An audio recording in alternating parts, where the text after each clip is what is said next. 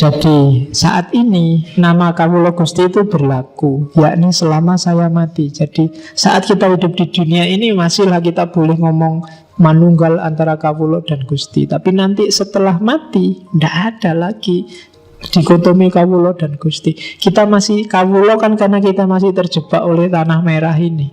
Kita masih terjebak oleh fisik. Begitu besok kita terbebas dari kungkungan fisik, ya kita hidup yang sejati. Dan itu tidak ada lagi dikotomi Kawula dan Gusti, karena kita sudah ilaihi roji'un.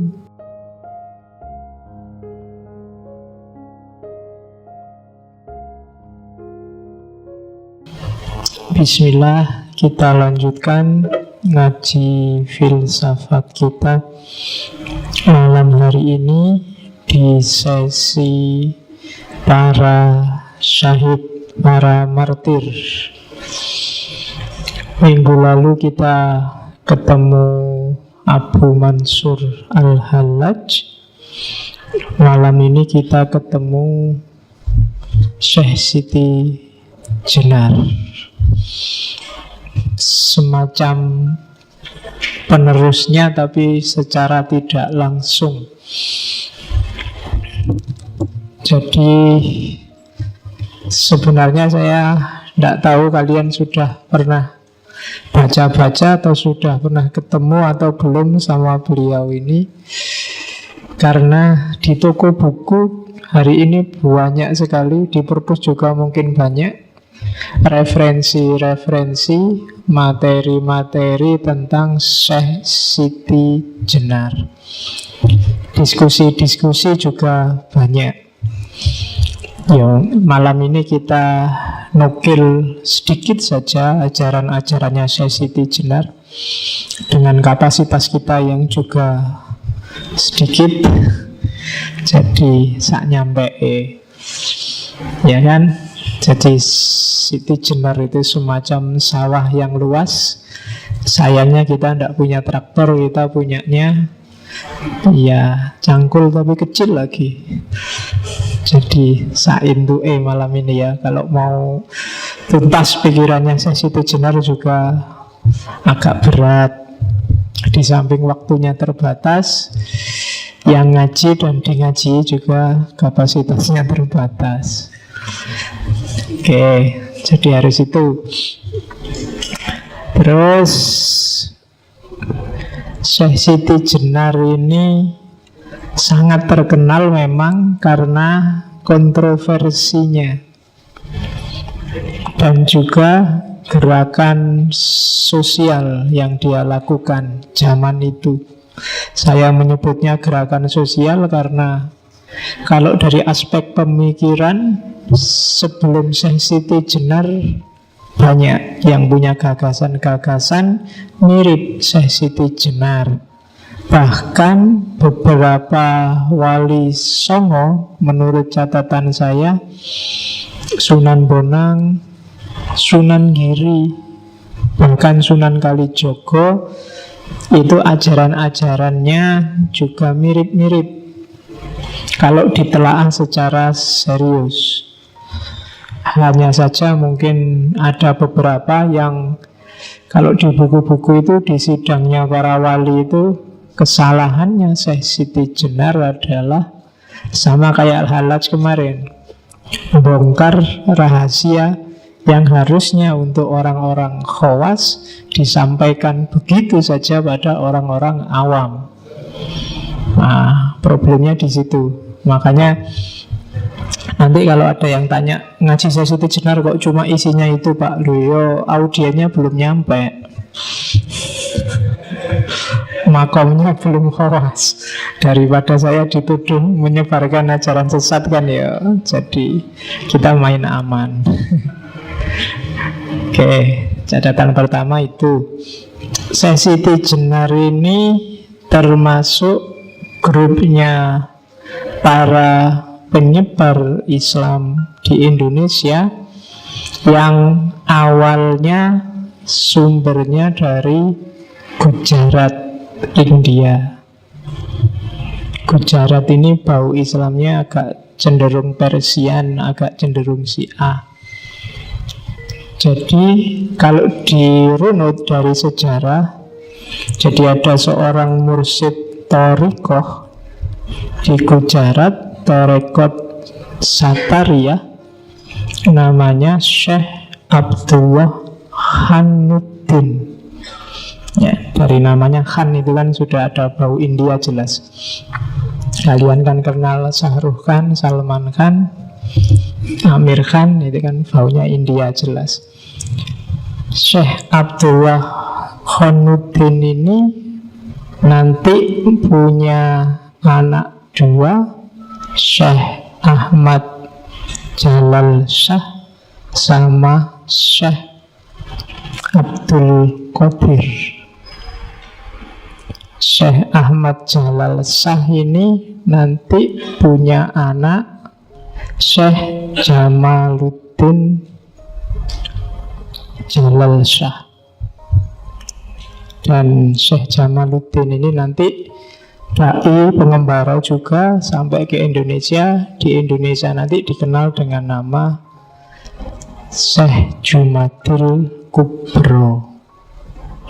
Yang Syekh Abdul Qadir nanti dari cabangnya satunya inilah nanti ada lahir Syekh Siti Jenar, namanya San Ali. Jadi San Ali ini putranya Syekh Datuk Ahmad, Syekh Datuk Soleh. Syekh Datuk Soleh punya saudara namanya Syekh Datuk Ahmad. Dari Syekh Datuk Soleh ini nanti lahir San Ali. Ada yang ngomong Hasan bin Ali, yang nanti dikenal Syekh Siti Jenar. Sementara yang dari kubu satunya Syekh Jamaluddin Syekh, yang dikenal Syekh Jumadil Kubro, punya anak namanya yang Syekh Samarqandi, Ibrahim Samarqandi. Ibrahim Samarqandi nanti nikah, punya istri dua. Yang istrinya putri dari Pasai namanya Maulana Ishaq, yang nanti menurunkan Sunan Giri. Kalau yang istrinya dari Cempa nanti punya anak dua, Syekh Ali Murtado sama Syekh Ali Rahmat. Syekh Ali Rahmat nanti dikenal sebagai Sunan Ampel dari Syekh. Sementara yang dari Syekh Ali Murtado nanti punya putra Usman Haji yang dikenal sebagai Sunan Ngundung. Dan dari situ nanti lahir Ja'far Shadiq, Sunan Kudus. Dan dari sayapnya Syekh Ali Rahmat tadi nanti lahir putranya Sunan Bonang, Sunan Derajat, dan menantunya Sunan Muria yang putranya Sunan Kalijogo. Oke, itu wali-wali. Kalian mesti sudah diajari, tapi lupa. Ya, nanti ada kubu satunya lagi, yang kubu pedalaman. Keturunannya Raja Majapahit terakhir, Brawijaya Pamungkas, Kertabumi. Yang nanti dari situ lahir Sunan Kalijogo. Terah Islam pedalaman, yang tadi Islam pesisir. Oke, bismillah, kita lihat. Jadi ada banyak sekali mitos-mitos tentang Syekh Siti Jenar. Mulai dia berasal dari cacing. Kan ada itu cerita bahwa ada seorang tukang sihir yang kepingin nyuri ilmunya Sunan Giri. Ada yang bilang suatu ketika Sunan Bonang ini ingin menurunkan ilmu rahasia pada Sunan Kalijogo. Terus dia ke tengah danau, naik perahu. Nah, ajarannya nggak boleh didengar siapapun. Kebetulan yang dengar itu cacing. Nah, cacing ini nanti berubah jadi Syekh Siti Jenar. Kan ada yang kayak gitu. Jadi ada banyak cerita-cerita aneh, tapi ada sebabnya. Kenapa cerita-cerita mitos semacam itu muncul? Nanti kita lihat ya, dikit-dikit. Hampir semua tokoh martir kita, mulai Sokrates, minggu lalu Al-Hallaj, itu sebenarnya tereksekusi karena politik, tidak terutama karena ajarannya. Kita lihat, kalau ini rentetan namanya, yang paling terkenal ya Syekh Siti Jenar, cuma dia kecilnya disebut San Ali, atau ada yang menyebut nama aslinya Hasan Ali Ansor. Ada juga nama Syekh Abdul Jalil. Ini diperoleh ketika ikut dakwah di Malaka. Terus ada juga nama Syekh Jabaranta. Itu ketika dakwah di Palembang, Sumatera. Ada juga nama Prabu Satmoto. Jadi Prabu Satmoto itu raja yang kelihatan oleh mata, raja yang kasat mata. Itu diperkenalkan oleh murid-muridnya. Nanti ada banyak muridnya yang menyebarkan ajarannya. Daerah Jawa Baratan lebih gampang menyebutnya Syekh Lemah Abang atau Lemah Bang. Juga nama Syekh Siti Jenar. Jadi itu karena filosofi yang dikembangkan adalah nasud dan lahutnya gaya Al-Hallaj, yang itu bahwa jasad itu tidak ada nilainya. Jasad itu hanya sekedar tanah. Manusia itu berharga bukan karena jasadnya, bukan karena kulit, daging, dan fisikmu, tapi karena rohmu, yang itu pancarannya Tuhan di muka bumi. Dan itu Syekh Siti Jenar mungkin sering mengajarkan ini, sehingga oleh muridnya dinamai Siti Jenar. Dia sering mungkin berfilosofi tentang tanah merah. Maka nanti kita lihat seperti apa ajarannya. Ada juga nama Syekh Nurjati atau Pangeran Panjunan, atau kadang juga disebut Sunan Sasmito. Ini adanya di Babat Cirebon. Variasi lain ada Syekh Siti Bang, Syekh Siti Brit, Syekh Siti Luhung, naskah-naskah Jawa Tengah. Kalau Ronggo Warsito menyebutnya Sunan Kajenar. Ada juga nama Syekh Wali Lanang Sejati. Nah, itu susah itu. Kalau Syekh Wali Lanang itu biasanya dinisbatkan pada Maulana Ishaq, bapaknya Sunan Giri. Tapi Syekh Siti Jenar ini tidak cuma Syekh Wali Lanang, tapi Wali Lanang Sejati. Ya, ada juga nama Syekh Jati Mulyo. Ada juga nama Syekh Sunyoto Jati Murti Susunan ing Lemah Abang. Gelarnya panjang ya. Oke, sekarang silahkan kamu hitung dan dihafalkan berapa namanya Syekh Siti Jenar. Ya kan kalau ada ujiannya kan kamu harus menghafalkan ini. Sebutkan nama-nama Syekh Siti Jenar dan alasannya. Nah, iya kan harus gitu, harus dihafalkan. Oke, kita lihat guru-gurunya. Guru pertama adalah Syekh Datuk Kahfi. Syekh Datuk Kahfi ini tinggalnya di Cirebon. Ini masih sepupunya. Kalau bapaknya Syekh Siti Jenar kan Syekh Datuk Soleh, bapaknya Syekh Datuk Kahfi itu Syekh Datuk Ahmad. Jadi sama-sama Datuk karena tinggalnya di Malaka. Orang tua kan dipanggil Datuk. Yang sering nonton Upin Ipin mesti ngerti.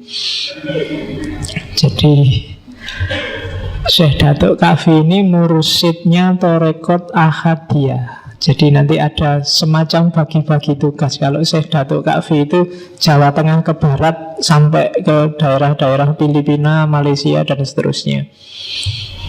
Sementara Maulana Malik Ibrahim itu Jawa Tengah ke timur sampai daerah Bali, Maluku, dan seterusnya. Itu pembagian wilayah dakwahnya. Sama-sama disebut mursyidnya Tarekat Ahadiyah. Nanti daerah-daerah India, Pakistan dan sekitarnya, kemarin sudah saya sebut Syekh Ahmad Faruk Sirhindi, itu juga mursyid Tarekatnya Ahadiyah. Satu lagi ada yang namanya Syekh Ahmad Bilali, itu dari Muhammad Al-Bilali, itu dari daerah Hijaz dan sekitarnya, Arab Saudi dan sekitarnya.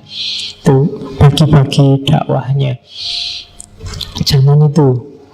Karena di Asia kan Islam di daerah-daerah tertentu belum tersebar. Jadi guru pertamanya San Ali, Syekh Siti Jenar, itu Syekh Datuk Kahfi. Dari beliau Siti Jenar belajar banyak, khususnya untuk dasar-dasar ilmu keislaman. Terus setelah dari Syekh Datuk Kahfi, sempat juga nanti belajar pada Arya Damar. Arya Damar zaman ini sudah tua. Arya Damar itu bapak tirinya Raden Patah. Aslinya Cina. Arya Damar ini muridnya Syekh Ibrahim Samarqandi. Di hari tuanya dia jadi sufi. Ada yang beberapa penelitian menyebut Arya Damar itu nanti yang menguasai kerajaan di sana, Palembang. Antara lain namanya adalah Aditya Warman pada zamannya. Nama Cinanya adalah Xuan Liong, naga emas. Dan di hari tuanya dia jadi sufi. Dari Arya Damar ini nanti Syekh Siti Jenar belajar tentang Nur Muhammad. Oke, terus semangat cari ilmunya luar biasa Siti Jenar ini. Termasuk dia menjelajah ke agama-agama lain saat itu. Yang terkenal hidup kan Hindu, Buddha, warisannya Mojopahit.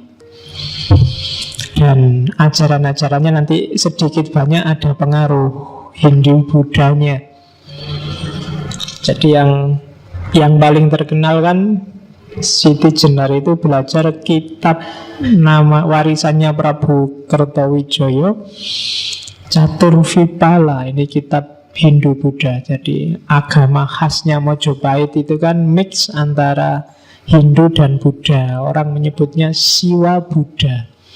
Siwa tapi masuk Buddha. Siwa itu kan harusnya Hindu, tapi di Mojopahit digabung Siwa Buddha. Nah, itu kitab warisan Mojopahit itu yang paling terkenal itu Caturvipala, dan 4 ajaran yang nanti berpengaruh pada Syekh Siti Jenar, yaitu 4 laku utama. Ini sufi. Yang pertama nisfra, lenyapnya keinginan. Nirhana, lenyapnya keterikatan dengan yang jasmaniah. Yang ketiga niskala. Niskala itu fana. Fana itu bersatu dengan yang tak terbatas. Dan yang keempat nirasraya. Nirasraya itu fana fil fana, puncaknya kelenyapan. Kalau fana itu egomu hilang, kamu bersatu dengan Tuhan. Tapi kalau fana fil fana itu sudah nggak bisa dibahas, nggak bisa dibahasakan lagi, nggak bisa dijelaskan. Bersatu itu kan masih bisa dijelaskan. Ana al-haq, akulah kebenaran, masih bisa diucapkan dengan kata-kata. Fana tapi masih bisa ngomong, akalnya masih jalan. Tapi fana fil fana itu sudah wallahu a'lam bishawab. Wassalamualaikum, sudah selesai. Kamu sudah nggak bisa ngomong apa-apa. Kalau Nabi Musa sudah pingsan, dia tidak bisa ingat apa-apa lagi. Itu fana fil fana. Kalau ajaran Hindu, Buddha namanya nirasraya. Nah, itu jadi ini ajaran ini sangat berpengaruh nanti di Syekh Siti Jenar. Terus dia juga pernah mengembara ke Baghdad karena dia tahu nenek moyangnya ada di sana. Jadi Syekh Siti Jenar yang tak sebut tadi dari Gujarat itu kan kalau ditarik garis silsilahnya keturunan dari Husain bin Ali. Kalau Husain kan ya berarti masih cucu langsungnya Rasulullah. Maka dia juga ingin kenal sama nenek moyangnya. Maka dia sempat belajar di Baghdad. Dan di Baghdad lah dia kenal ajaran-ajaran tasawuf. Dia kenal Al-Hallaj, dia kenal Ghazali, dia kenal Al-Qushairi dan kawan-kawan. Cuma dalam sejarahnya yang paling bikin Syekh Siti Jenar terpesona adalah karya-karya Abdul Karim Al-Jili. Jadi Abdul Karim Al-Jili ini dia nulis 3 kitab yang bikin Syekh Siti Jenar jatuh cinta, yaitu Hakikat Al-Haqaiq, yang kedua Al-Manazil Al-Ilahiyah, dan yang ketiga Al-Insan Al-Kamil. Ini kitab yang bisa kamu cari dan kamu download. Syukur-syukur bisa kamu baca. Syukur-syukur bisa dijalani. Apalagi yang Insan Kamil, nanti termasuk berpengaruh pada Iqbal dan kawan-kawan. Jadi konsep Insan Kamil dalam tradisi tasawuf yang paling terkenal kan memang dari Al-Jili, dan yang kedua dari Ibnu Arabi. Versi eksistensialisnya nanti disempurnakan oleh Iqbal dari India. Nah, jadi dengan bekal dari guru-guru awal sampai guru-guru akhir, nanti Syekh Siti Jenar menjalani lakunya sendiri sebagai seorang sufi dan melakukan gerakan sosial besar-besaran waktu kembali berdakwah ke Jawa, yang kemudian dakwahnya ini meresahkan penguasa saat itu. Dan jadi transisi dari Raden Patah dan Sultan Trenggono. Jadi Syekh Siti Jenar dan murid-muridnya dianggap mau bikin makar. Jadi Syekh Siti Jenar itu kan dulunya ketika berdakwah itu kan muridnya banyak dan dia bikin komunitas-komunitas. Komunitas ini nanti yang dikenal komunitas Lemah Abang. Dia buka hutan, buka daerah baru, pengikutnya banyak dan cabangnya di mana-mana. Hampir di seluruh Jawa ada. Itu di catatan saya, daerah yang namanya Lemah Abang itu di Tangerang ada, Tangerang Banten, Bekasi ada, Karawang, Indramayu, Cirebon, Brebes, Pekalongan. Kemudian daerah Jawa Tengah sampai timur ada Wonogiri, Magetan, Pasuruan, Banyuwangi. Di Bangkalan, Madura ada Tanah Merah. Itu yang babat alas itu Syekh Siti Jenar dan kawan-kawan. Itu mengkhawatirkan bagi Sultan Trenggono zaman itu, sehingga dipanggil bolak-balik ke istana, tidak mau. Dan itu nanti jadi cikal bakal yang diidentifikasi oleh Clifford Gate sebagai masyarakat abangan.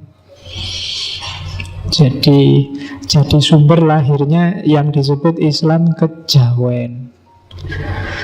Oke, sangkantarannya di situ. Dan ini khawatir luar biasa si Sultan Trenggono ini.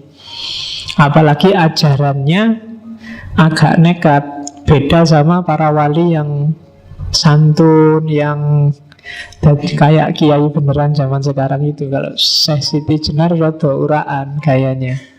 Jadi dia pemikir bebas yang sejati. Jadi kendel, kalau ngomong juga kendel, kalau nafsir juga kendel, kalau dakwah juga berani. Itu yang bikin Sultan gerah dan memanfaatkan majelis wali untuk menyidangkan dan bahkan nanti ceritanya sampai mengeksekusi. Meskipun ada banyak sekali versi apapun, tapi alur utamanya kelihatan bahwa Syekh Siti Jenar pada zamannya dianggap makar pada negara, khususnya negara Islam saat itu, atau yang anggap dirinya sebagai negara Islam, dengan gayanya masing-masing. Oke, jadi itu settingnya seorang Siti Jenar. Saya tidak tahu kalian memahaminya seperti apa selama ini.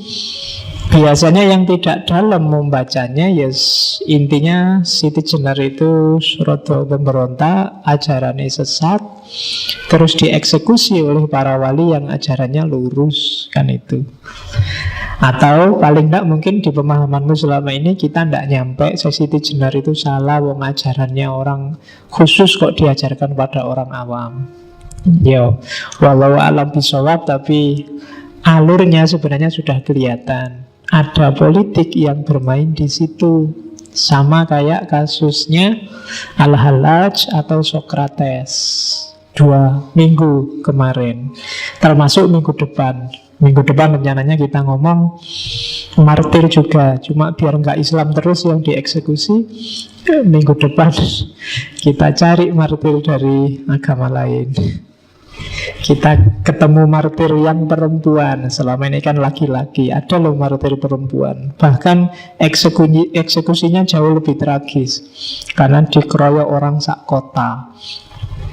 Namanya dari tradisi Kristen Romawi kuno, namanya Hipatia, filosof perempuan awal. Kita ketemu minggu depan. Oke, hari ini masih lemah abang dulu. Oke ya, dan coba ceklah, jangan-jangan Jakarta itu ada satu tempat namanya Tanah Abang. Ya, lo iya, itu ada kemungkinan juga nyambung sanadnya sampai ke Syekh Siti Jenar. Carilah bekas murid-muridnya di sana. Sopo ngerti ada, sekarang banyak Cinanya di sana. Jangan-jangan keturunannya Arya Damar tadi. Oke, jadi itu setting sosial seorang Siti Jenar. Kita mulai melihat pikirannya. Nggak usah terlalu lama di trik-trik politiknya. Ajarannya Syekh Siti Jenar itu dikenal sebagai ajaran Sasahidan. Satu akar kata sama syahadat. Jadi kesaksian yang tidak sekedar bersaksi, tapi juga sadar akan hakikat dirinya, hakikat Tuhannya, hakikat kehidupan ini, hakikat alam semesta. Cuma syahadatnya agak kontroversial. Jadi ini kayak syahadat versi Al-Hallaj, syahadat versi Manunggaling Kawula Gusti. Jadi bayangkan itu kalimatnya. Yang ngerti Jawa mesti bisa merasakan dahsyatnya kalimat itu. Ingsun anekseni ing zat ingsun dhewe. Satuhune ora ana pangeran namung ingsun.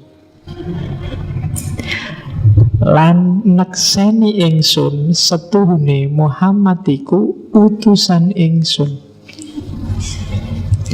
Ya sejatine kang aran Allah iku badan ingsun. Rasul iku rasaning sun. Muhammad iku cahyaning sun. Ya ingsun kang eling tan kena ing lali. Ya ingsun kang langgeng ora kena owah gingsir ing kahanan jati. Yang nggak ngerti Jawa ada subtitlenya nggak di situ? Ya. Ya ingsun kang waskita ora kasamaran ing sawiji-wiji. Ya ingsun kang amurba wisesa kang kuwasa wicaksana ora kekurangan ing pangerti. Biar sampurna padang terawangan ora krasa apa-apa, ora ana keton apa-apa. Mung ingsun kang nglimputi ing alam kabeh kalawan kodrat ingsun. Itu syahadatnya Sasahidan. Sama sebenarnya penjelasannya ya agak mirip aja anak al-haqnya Al-Hallaj minggu lalu, karena sumber ilmunya mungkin sama. Jadi kalau Syekh Siti Jenar ngomong ingsun, itu nunjuknya bukan ingsun yang fisik aku yang ada ini, tapi ingsunnya itu ingsunnya Allah. Orang jadi salah paham karena ingsun di situ ditafsirkan Siti Jenar yang manusia. Padahal kalau pakai filsafatnya hululnya Al-Hallaj kemarin, ingsunnya itu ingsun akunya Allah, karena yang berhak bilang aku hanya Allah. Yang akunya pasti ada itu kan cuma Allah. Akuku ini kan nggak mesti ada. Akuku itu ada karena adanya akunya Allah. Akuku itu tidak sejati. Fisikku ini tidak ada gunanya kan. Kalau bagi Syekh Siti Jenar, fisik kita ini bangkai, mayat. Ketika ditinggalkan Allah, tidak ada orang mau menyentuh kita. Katanya Syekh Siti Jenar malah najis. Jadi fisik itu tidak ada ini. Jadi kalau dia bilang aku, bukan aku yang fisik ini, berarti aku yang rohani. Dan aku yang rohani itu wa nafakha fihi min ruhi, bagian dari ruhnya Allah. Jadi kalau saya bilang aku, pasti yang dirujuk bukan yang fisik ini. Wong ini cuma asalnya dari tanah, besok kembali ke tanah, tanah merah. Ya kan? Tapi aku yang rohani, dan akuku yang rohani itu hakikatnya adalah Allah. Kok kamu nggak nemu Allah dalam dirimu, berarti kamu sedang gelap. Ya kan? Nur Muhammad nggak mencapai dirimu. Biar Nur Muhammad mencapai dirimu, bergeraklah mendekat ke Nur Muhammad. Nur Muhammad itu makhluk paling dekat sama Allah karena dia limpahan pertama. Biar dirimu terang. Kalau kamu terang, kamu bisa tahu Allah yang ada dalam dirimu. Nah itu filosofi dari Syekh Siti Jenar. Mirip sama Al-Hallaj, mirip sama Abu Yazid Bustami, mirip sama Ibnu Arabi. Maka saya bilang dia bukan orang yang pertama yang ngomong semacam ini. Bahkan para wali yang lain pun insya Allah ngerti ajaran ini. Cuma mungkin karena pertimbangan masyarakat muslim yang belum dewasa, yang hampir semua masih mu'alaf. Yo harus, yo kayak Nabi Muhammad awal kan Islam ketika didakwahkan ke masyarakat Arab kan Islam yang sangat material. Lakukan ini pahalanya sekian, lakukan itu kan sebenarnya untuk mancing orang biar mau. Setelah mau biar dia merasa. Setelah dia merasa harusnya sudah tidak terikat lagi pada yang fisik. Nah itu maunya Syekh Siti Jenar dan kawan-kawan. Cuma para wali pertimbangannya mungkin dakwah. Oke, sehingga Syekh Siti Jenar dengan dukungan politik akhirnya harus dieksekusi, merusak imannya masyarakat yang masih belum cerdas. Sama kayak Sokrates kemarin, sama kayak Al-Hallaj. Oke, jadi syahadatnya namanya syahadat Sasahidan. Ini bagi muslim yang syariat kaku, ini murtad luar biasa. Ya kan? Ini kafir mughaladzah ini sudah. Iya, sudah. Tidak bisa lagi ditolerir. Masa nganggap dirinya Tuhan, ya kan? Padahal kamu tidak sadar. Jangankan yang ini ya, ketika kamu merasa benar, ketika kamu merasa besar, ketika kamu merasa sombong, itu sebenarnya juga kamu sedang nganggap dirimu kayak Tuhan. Karena yang berhak sombong, berhak merasa selalu benar, itu hanya Allah. Kamu tidak punya hak. Kamu tidak ada apa-apanya. Pengetahuanmu tentang kebenaran itu karena diizinkan oleh Allah, dicahayai oleh pengetahuannya Allah. Al ilmu nurun. Maka nggak boleh kamu sombong sedikit pun. Ketika kamu sombong, kamu sedang mempertuhankan dirimu sendiri. Nggak usah bilang anak al-haq. Sebenarnya ketika kamu merasa dirimu yang paling benar, itu kamu kayak Al-Halaj yang bilang anak al-haq, akulah kebenaran. Tapi Al-Halaj ketika bilang anak al-haq, orientasi egonya hilang. Ananya Allah. Tapi kamu yang bilang anak al-haq itu, ananya itu dirimu sendiri, egomu yang kamu tunjuk. Dan yang kayak gitu, kayak minggu lalu kan di Al-Halaj, watakmu yang kayak gitu itu mirip Fir'aun. Fir'aun kan juga ngaku Tuhan, dan iblis kan juga ngaku ana. Ananya iblis dan ananya Fir'aun itu ana yang egois, dirinya sendiri. Itu kan debatnya Al-Halaj sama iblis minggu lalu. Tapi ananya Al-Halaj dan kawan-kawan bukan ana ini sudah hilang, sudah tidak ada lagi. Jadi maka hati-hati kamu yang tiap hari mengkafirkan orang kayak gini. Jangan-jangan kamu sendiri yang sebenarnya diam-diam bilang ana al-haq. Kamu sendiri yang sebenarnya merasa akulah yang paling benar, maka yang lain kafir, murtad, sesat. Oke, maka hati-hati.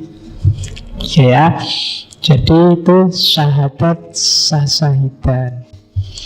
Terus ini kalimat saya potong ketika Syekh Siti Jenar debat sama para wali. Jadi ada banyak sekali argumen, ada banyak sekali tuduhan. Syekh Siti Jenar nggak telaten, terlalu banyak variasi tafsir. Terus dia mengkasih kata, marilah kita bicara yang terus terang. Ini tak terjemah bahasa Indonesia ya, kalau Jawa kayak tadi kamu pening. Iya, ingsun ini Allah, akulah Allah itu. Akulah yang disebut Prabu Satmata. Tidak ada lain yang bernama Allah. Saya menyampaikan ilmu tertinggi yang membahas ketunggalan. Ini bukan badan. Jadi aku itu yang tak maksud bukan badan ini. Selamanya bukan, karena badan itu tidak ada. Yang kita bicarakan ialah ilmu sejati. Dan untuk semua orang kita membuka tabir. Jadi ini setelah diskusi panjang dengan para wali, dia jengkel. Ya wis, yang bilang ingsun Allah, ya wis akulah Allah. Tapi aku bukan badan ini. Jadi yang sejati, yang Allah itu bukan badan ini. Ini wadak fisik. Jadi katanya Siti Jenar, ilmu ini nanti yang tak ungkap ke masyarakat, buka tabir. Jadi para wali ditantang, yang kayak gini salah nggak? Maksudnya gitu kan. Isinya yang diajarkan salah nggak? Itu kan mungkin maunya saya Siti Jenar. Lah kalau yang tak ajarkan benar, ngapain semua marah? Kecuali aku ngajarin yang salah. Kalau hanya salah, misalnya mereka itu orang awam, nggak nyampe, sombong sekali kita. Kamu merasa lebih tinggi, padahal yang diajarkan Siti Jenar pada santri-santri pengajiannya, manusia itu egaliter. Siti Jenar yang berani pakai kalimat ingsun untuk diri sendiri, zaman itu luar biasa. Zaman itu orang biasa itu bolehnya bukan pakai ingsun, tapi pakai kawulo. Kalau di Jawa sekarang jadi kulo, ya kan? Yang berhak pakai kata ingsun itu raja. Jadi ingsun, pukulun dan seterusnya. Dan Syekh Siti Jenar peduli amat dengan semua itu. Bagi dia setiap manusia sejajar, egaliter. Preklah dengan ingsun yang hanya untuk raja itu. Kalau kamu mau bilang ingsun, bilang aja ingsun aku. Tidak harus kawulo. Kalau kawulo itu kan hamba. Tidak ada raja dan hamba di dunia ini. Kita sejajar. Di atas kita hanya Allah. Itu yang diajarkan di Lemah Abang. Dan ini kan yang bikin telinganya raja panas. Masa itu kemarin kata-kata milikku sekarang mau dipakai semua orang? Jadi rebutan kata. Ya kan? Kemarin kan juga ada rebutan kata-kata Allah itu kan, di Malaysia, yang oleh pengadilan diputuskan kata Allah itu hak miliknya orang Islam. Yang Kristen jangan berani-berani pakai kata Allah. Kan gitu keputusannya di Singapura. Persis di era ini. Simbol-simbol arogansi, simbol-simbol perbudakan, simbol-simbol hierarki manusia dan penindasan manusia atas manusia. Dia mengkritik feodalisme zaman itu. Lah kok para wali mau saja disuruh bersidang? Ya lagi-lagi urusan politik.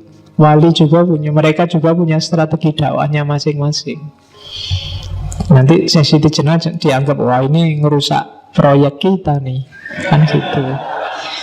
Kita sudah punya proyek bagus-bagus sih, sekarang dicegati dengan sasahidan. Terus, jadi kalau kemarin Syekh Siti Jenar ana al-haq, maka al-halaj ana al-haq, Syekh Siti Jenar kalimat yang terkenal adalah yo ingsun iki Allah. Argumennya apa? Ya persis kayak al-halaj kemarin. Jadi aku itu, yang punya aku itu hanya Allah, bukan diri manusiaku yang ditunjuk, tapi Allah yang ada dalam diriku. Kalau ada yang bantah, loh Allah kok ada dalam dirinya manusia? Terus terus Allah harusnya ada di mana? Kita kan yakin bahwa Allah itu muhit itu ada di mana-mana. Dia meliputi segala sesuatu. Jangankan dalam diri manusia, di setiap makhluk ciptaannya, di sana ada Allah. Kamu tidak akan berani bilang di sini ada Allah, enggak.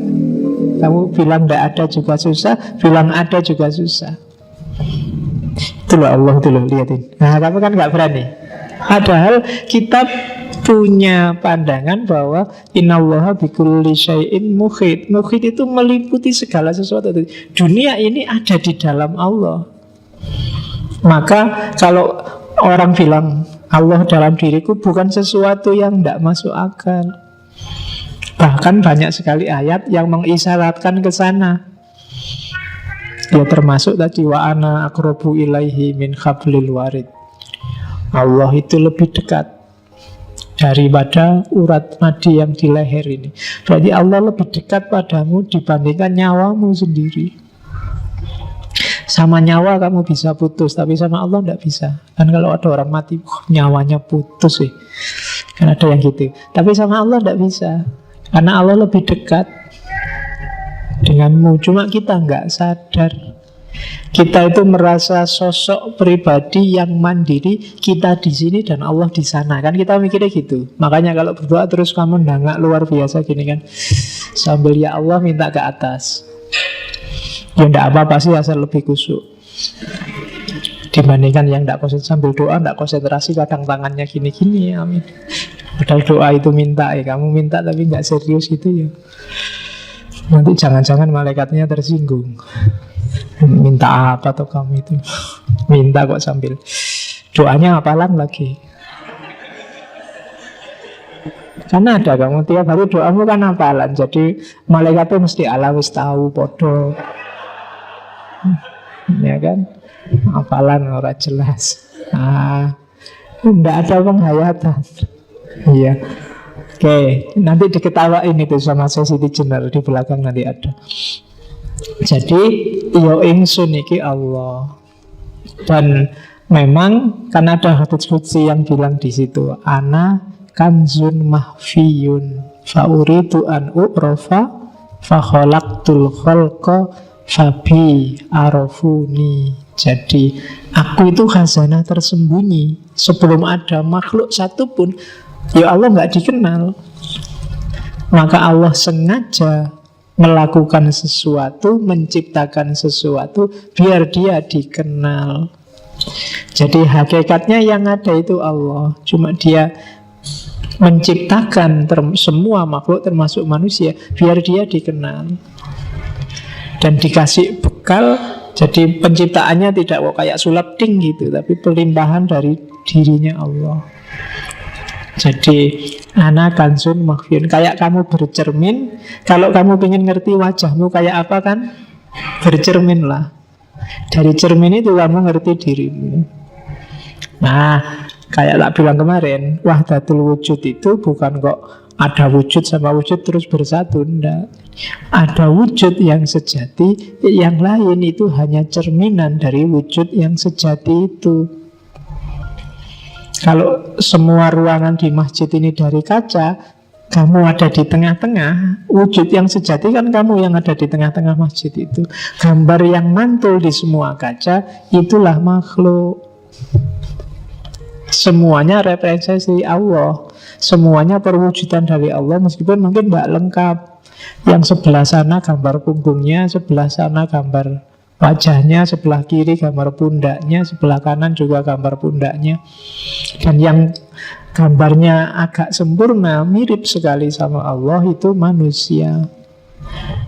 Bukan gambar fisik loh ya, tapi gambar rohaninya. Nah itulah, maka iyo ingsun iki Allah, katanya Syekh Siti Jenar. Ini termasuk yang nanti kamu ulang 10 menit ke belakang di rekamannya, biar kamu paham. Oke, kita lanjutin lagi. Dari situ lahirlah konsep namanya manunggaling kawula Gusti. Jadi antara pemerintah dengan yang diperintah, antara majikan dengan buruhnya, itu harus manunggal. Termasuk manusia dengan Tuhannya. Kata-kata ini nasihatnya pada Sunan Pembayat, Sunan Bayat dari Syekh Siti Jenar. Kawula dan Gusti itu sudah ada dalam diriku. Siang dan malam tidak dapat memisahkan diriku dari mereka. Tetapi hanya saat ini nama Kawula Gusti itu berlaku, yakni selama saya mati. Diingat-ingat ya, di serat-serat, di babat, kalau ketemu kalimatnya Syekh Siti Jenar, kalau dia ngomong saya mati, itu sebenarnya kebalikannya. Karena alam hidup ini bagi Syekh Siti Jenar alam kematian. Alam kematian besok itu justru yang hidup sebenarnya. Jadi saat ini nama Kawula Gusti itu berlaku, yakni selama saya mati. Jadi saat kita hidup di dunia ini masihlah kita boleh ngomong manunggal antara Kawula dan Gusti. Tapi nanti setelah mati tidak ada lagi dikotomi Kawula dan Gusti. Kita masih Kawula kan karena kita masih terjebak oleh tanah merah ini. Kita masih terjebak oleh fisik. Begitu besok kita terbebas dari kungkungan fisik, ya kita hidup yang sejati. Dan itu tidak ada lagi dikotomi Kawula dan Gusti, karena kita sudah ilaihi roji'un, kembali pada yang sejati, kembali pada Allah. Tidak ada lagi keterpisahan, kecuali nafas yang tidak mutmainnah, itu yang tidak bisa langsung ilaihi roji'un, harus diperbaiki lagi. Oke, terus nanti kalau saya sudah hidup lagi, Gusti dan Kawula lenyap. Yang tinggal hanya hidupku, ketentraman langgeng dalam ada sendiri. Jadi sekarang filsafat hulul itihad manunggaling Kawula Gusti itu laku. Tapi besok tidak ada gunanya, wong sudah jadi satu. Sekarang masih bilang anak al-haq, yo ingsun Gusti Allah. Itu sebenarnya masih, saya bilang tadi, masih rasanya ada jarak, masih fana, belum fana fil fana. Tapi besok di kehidupan yang sejati, ya lenyap yang sejati. Kalau bahasa Buddha namanya nirwana. Oke. Hei Pangeran Bayat, bila kau belum menyadari kebenaran kata-kataku, maka dengan tepat dapat dikatakan bahwa kau masih terbenam dalam masa kematian. Di sini memang banyak hiburan, aneka warna, lebih banyak lagi hal-hal yang menimbulkan hawa nafsu. Tapi kau tidak melihat bahwa itu hanya akibat panca indera. Itu hanya impian yang sama sekali tidak mengandung kebenaran dan sebentar lagi akan lenyap. Gilalah orang yang terikat padanya, tidak seperti Syekh Siti Jenar. Saya tidak merasa tertarik, tak sudi tersesat dalam kerajaan kematian. Satu-satunya yang kuusahakan ialah kembali kepada kehidupan. Jadi ini ya makomnya memang sudah tinggi. Ya tidak usah diukur sama kalian, masih panjang jalanmu. Ya syukur-syukur sedikit-sedikit, meskipun masih belum bisa merasakan untuk bisa semakom sama Al-Halaj atau semakom sama Syekh Siti Jenar, ya sidik-sidik lah melangkah mendekat ke sana. Karena memang hidup kita kan harus muter dari nalillahi wa inna ilaihi tadi. Kita harus kembali ke Allah. Jadi saya selalu bilang di banyak kesempatan, apapun yang kita lakukan, apapun yang kita ucapkan, ilmu apapun yang kita dapatkan, harusnya bisa selangkah atau setengah langkah atau seperempat langkah semakin dekat pada Allah. Jadi tidak boleh ada yang bikin kita malah semakin jauh. Apa-apa yang diingat Allah. Mau minum pun harus bismillah dulu, ingat Allah.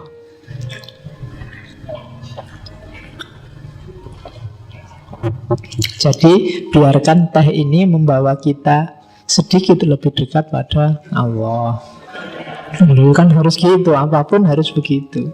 Karena jalur kita itu ilahi pada Allah. Kalau ada apapun kok malah bikin kamu semakin jauh sama Allah, berarti kamu salah jalan, kamu tersesat. Karena hidup kita kembali ke sana. Kalau kamu semakin menjauh, berarti kamu sedang salah jalan. Cepet-cepet balik, kan gitu. Jadi kiblatnya tetap pada Allah.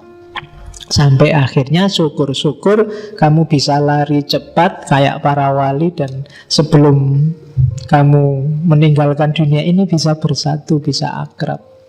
Level kita kan akrab aja ya, bisa dekat, mukorobah kalau bahasanya para sufi sama Allah. Oke, jadi itu namanya manunggal. Hidup kita prosesnya ke sana, jangan ada yang sampai lupa. Jadi dunia ini persinggahan sementara, atau sebenarnya bukan persinggahan. Jadi ini ya jalan kita. Kalau persinggahan itu kan kamu berhenti sebentar, nggak usah berhenti, jalan aja terus.